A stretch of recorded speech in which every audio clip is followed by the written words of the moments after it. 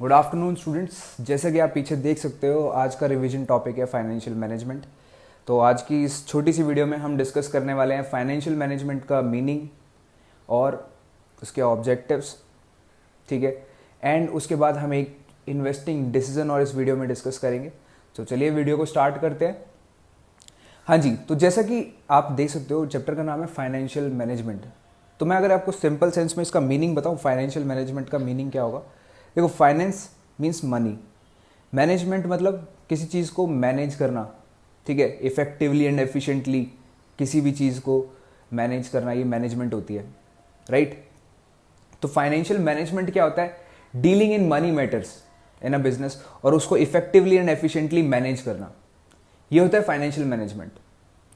Okay, hope you are getting my point, right. तो चलिए एक बार आपकी बुक में भी देख लेते हैं कि फाइनेंशियल मैनेजमेंट को कैसे उन्होंने एक्सप्लेन किया है। Financial management is concern with effective and acquisition and allocation of funds. Effective acquisition मतलब इफेक्टिवली एक्वायर करना, सबसे लो कॉस्ट में एक्वायर करना, और उसको एक्वायर करने के बाद एलोकेट, जहां इन्वेस्ट करना है इफेक्टिवली और एफिशिएंटली उसको इन्वेस्ट भी करना, ठीक है जी। इसके अंदर देख रहे हो 3 पॉइंट्स मैंने अंडरलाइन किए हुए हैं, आप जैसे कि देख सकते हो। Financial management is concern with flow of funds that involves decision related to procurement. Procurement मतलब कहाँ से फंड रेज करना है। फाइनेंशियल मैनेजमेंट में ये डिसीजन इन्वॉल्व होता है कि कहाँ से हमें फंड रेज करने हैं। इन्वेस्टमेंट, रेज करने के बाद हमें वो फंड्स कहाँ पे इन्वेस्ट करने हैं, तो इन्वेस्टिंग डिसीजन भी इसमें इंक्लूड होता है। एंड डिस्ट्रीब्यूशन, प्रॉफिट हो जाएगा, फंड हमारे पास आता भी है रिटर्न में, तो कितना हमें डिस्ट्रीब्यूट करना है और कितना हमें रिटेन करके रखना है, ये सारे डिसीजन इन्वॉल्व होते हैं किसमें? फाइनेंशियल मैनेजमेंट में। So financial management is all about procuring, ठीक है, एक्वायरिंग फंड, प्रोक्योरिंग फंड, ठीक है, investing fund and distribution of fund. और मोस्ट इंपॉर्टेंट थिंग, हमें ये सब काम इफेक्टिवली एंड एफिशिएंटली करना होगा। तो ये होता है फाइनेंशियल मैनेजमेंट। होप क्लियर हो गया होगा आप लोगों को। देखिए, फाइनेंशियल मैनेजमेंट के ऑब्जेक्टिव्स की बात करते हैं तो primary objective of financial management is wealth maximisation. Wealth maximisation का मतलब क्या है? मार्केट वैल्यू, हर एक शेयर की, कंपनी के शेयर्स की मार्केट वैल्यू इंक्रीज हो, ये फाइनेंशियल मैनेजमेंट का एक मेन प्राइमरी ऑब्जेक्टिव होता है। ओके, अगर मैं अदर ऑब्जेक्टिव्स की बात करता हूं आपसे, तो अदर ऑब्जेक्टिव्स क्या होंगे? देखो, फाइनेंशियल मैनेजमेंट का मेन मोटिव क्या होता है? एक्वायर करना फंड और उसको बहुत इफेक्टिवली एंड एफिशिएंटली यूटिलाइज करना। तो अगर मैं फंड इफेक्टिवली यूटिलाइज करूंगा तो उससे पता है मुझे क्या होगा? ज़रा एक बात बताना, मेरे ना सारे रिसोर्सेज बहुत इफेक्टिवली यूटिलाइज होंगे, अदर रिसोर्सेज भी। एसेट मैंने देख के बिल्कुल परचेज किया, फाइनेंशियल मैनेजमेंट बिल्कुल अच्छा रहा, प्रॉपर एसेट सेलेक्ट किया, प्रॉपर उसमें कॉस्टिंग के अकॉर्डिंग सेलेक्ट किया, तो उससे क्या होगा? प्रॉपर यूटिलाइजेशन ऑफ रिसोर्सेज होगा हमारे ऑर्गेनाइजेशन के अंदर, प्रॉपर यूटिलाइजेशन ऑफ रिसोर्सेज होगा अगर हमारी फाइनेंशियल मैनेजमेंट बहुत अच्छी है तो। इन्वेस्टिंग डिसीजन अच्छे हो तो प्रॉपर यूटिलाइजेशन ऑफ रिसोर्सेज होगा। अगर प्रॉपर यूटिलाइजेशन ऑफ रिसोर्सेज होता है तो उसका रिजल्ट क्या होता है? क्या होता है? प्रॉफिट मैक्सिमाइजेशन, जैसे कि आप देख सकते हो। अगर प्रॉफिट, ये एक एस्पेक्ट हो गया।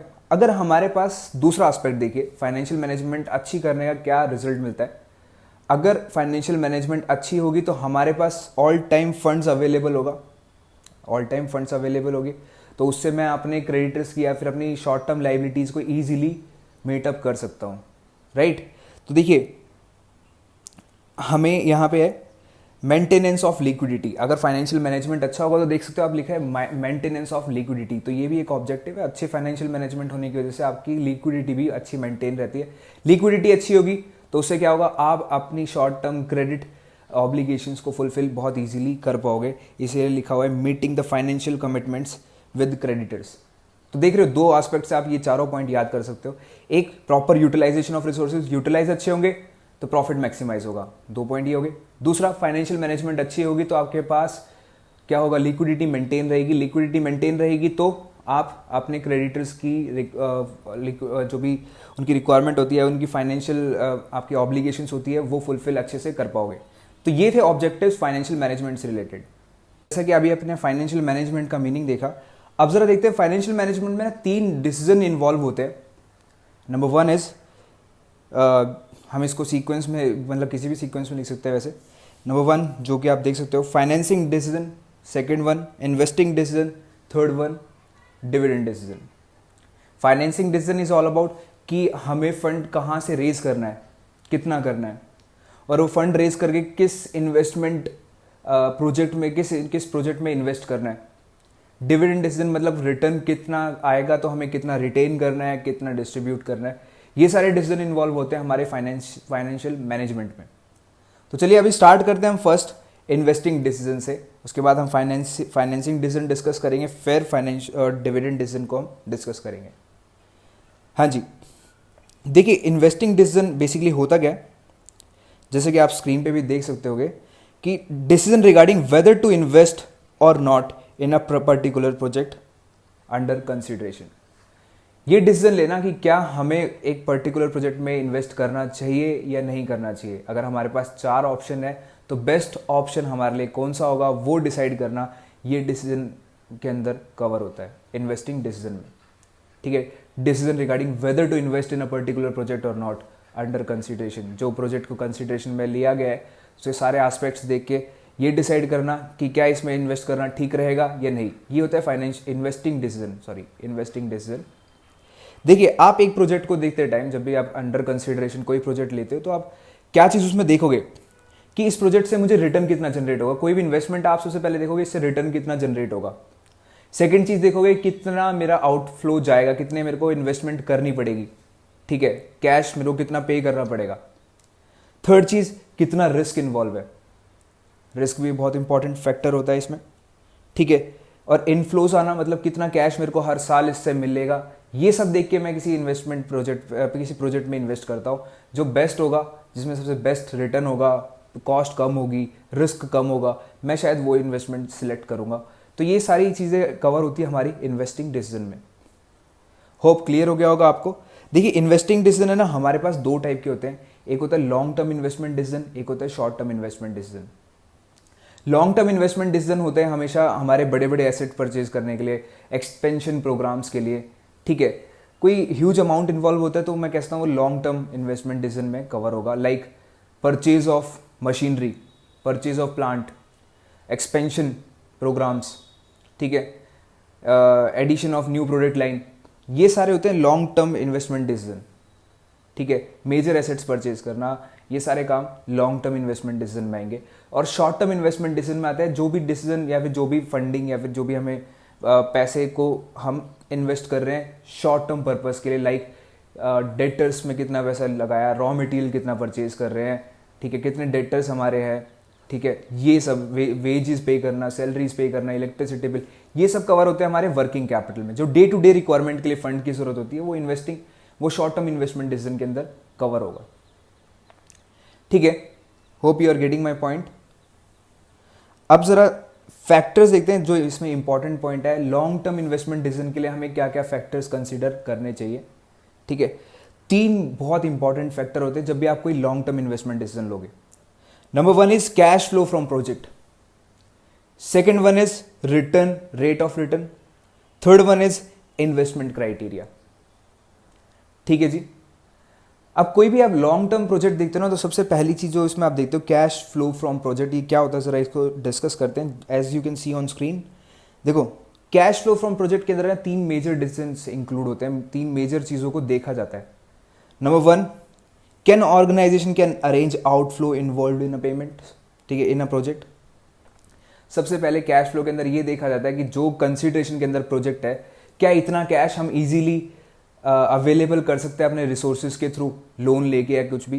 ठीक है, क्या हमारी कंपनी की कैपिटल इतनी, क्या हमारी कंपनी इतनी अच्छी है, इतना सपोज करो एक छोटी कंपनी है पर वो कंसिडरेशन में ले रही है 100 करोड़ रुपीज़ का प्रोजेक्ट, तो उसके लिए पॉसिबल नहीं होगा। एक रिलायंस जैसी कंपनी है, वो 100 करोड़ का प्रोजेक्ट ईजिली एक्वायर कर सकती है। तो सबसे पहली चीज़ हम देखते हैं कैश फ्लो के अंदर, क्या उतना कैश हम अवेलेबल कर सकते हैं easily. So first point to be considered is can organization arrange the outflow involved in a project। ठीक है, पहला क्वेश्चन ये अराइज होगा जब भी कैश फ्लो की बात करते हैं। Second 1, is cash flow is sufficient, is inflow is sufficiently large to cover up outflows और desired profits। क्या हमारा जो भी प्रोजेक्ट, सपोज करो अब मुझे पता चल गया कि मेरे पास इतना कैश अवेलेबल है, 50 लाख का प्रोजेक्ट है और मैं 50 लाख मेरी पॉकेट अलाउ करती है मुझे इन्वेस्ट करने के लिए। फिर मैं देखता हूँ कि जो मैं प्रोजेक्ट को कंसिडरेशन में ले रहा हूँ, क्या आउटफ्लो मैंने 50 लाख रुपीस लगाया, क्या वो पूरी लाइफ टाइम जब तक वो इन्वेस्टमेंट मेरे पास रहेगी, क्या मेरे वो आउटफ्लो को वापस रिकवर करके साथ साथ प्रॉफिट जनरेट करके दे पाएगी, क्या उसके जो इनफ्लोज मतलब जो उससे कैश मुझे मिलने वाला है, उस प्रोजेक्ट से जो मुझे पैसे मिलने वाले हैं, क्या वो मेरे आउटफ्लोज को, जो मैंने पैसे पेमेंट करी थी 50 लाख की पेमेंट करी थी, प्लस डिजायर्ड प्रॉफिट को कवर कर पा रही है या नहीं कर पा रही। फॉर एग्जाम्पल मैं एक 50 लाख का प्रोजेक्ट सिलेक्ट करता हूँ और मैंने जब पूरा एनालाइज किया तो उससे पता चलता है कि 5 साल के अंदर मैं इससे 70 लाख रुपीस तक का इनफ्लो जनरेट कर सकता हूँ, ठीक है, या से 1 करोड़ रुपीस का, ठीक है, और 5 साल के अंदर यानी कि आप 20 लाख रुपए पर ईयर का इनफ्लो आप उससे जनरेट कर रहे हो, ठीक है। तो मैं हमेशा ये देखता हूँ क्या मेरे इनफ्लो जो उस प्रोजेक्ट से कैश जनरेट होने वाला है, क्या मेरे आउटफ्लोज प्लस डिजायर्ड प्रॉफिट जितना मेरे को प्रॉफिट चाहिए था वो सब कवर कर पा रहा है या नहीं कर पा रहा। कर पा रहा होगा तो मैं उसको आगे कंसीडर करूंगा, अदरवाइज नहीं करूंगा।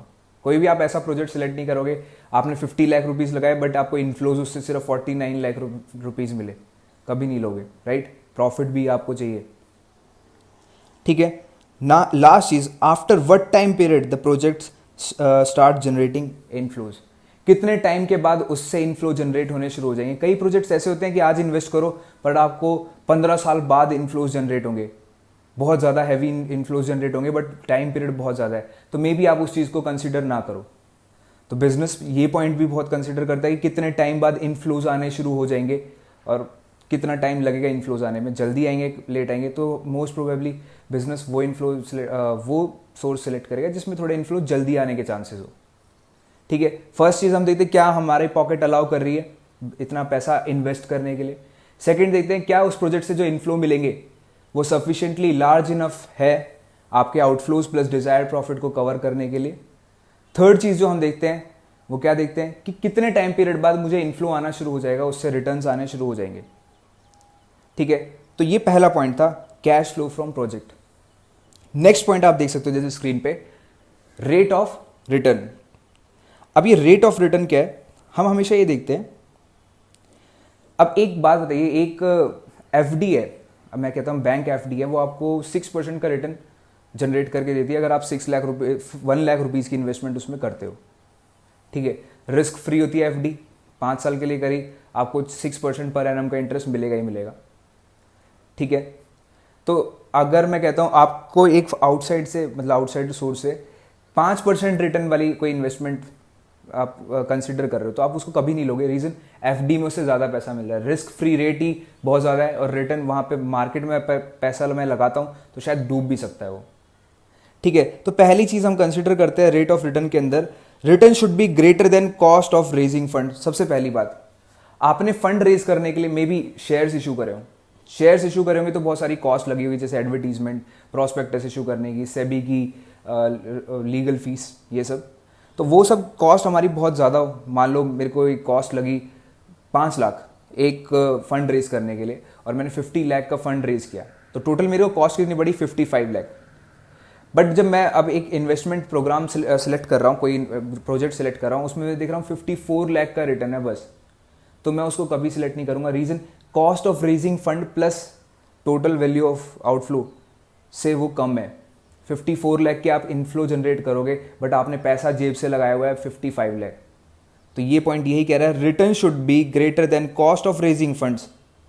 जो रिटर्न है ना एक्स्ट्रा, यहाँ पे इस प्रोजेक्ट से आया, जो एग्जांपल मैं ले रहा हूँ 4 लाख रुपए का, बट आपकी कॉस्ट ऑफ रेजिंग फंड पड़ी थी इशू ऑफ शेयर्स के थ्रू 5 लाख, तो आप कभी भी वो प्रोजेक्ट को सिलेक्ट नहीं करोगे, नहीं करना चाहिए, ठीक है।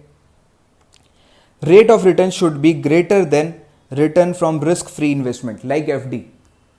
एफडी में 6% रेट है, तो आप जो भी मार्केट से अगर कोई भी प्रोजेक्ट सिलेक्ट करोगे तो उसका रिटर्न 6% से ज़्यादा होना चाहिए तो ही आप सिलेक्ट करोगे, अदरवाइज आप उसको सिलेक्ट नहीं करोगे। बिल्कुल ठीक बात है, एफडी में अगर आप सेफली 6% अर्न कर सकते हो तो मार्केट में रिस्क क्यों लोगे 6% के लिए। हाँ, मार्केट अगर आपको 12% ऑफर करे तो ज़रूर रिस्क लोगे, राइट।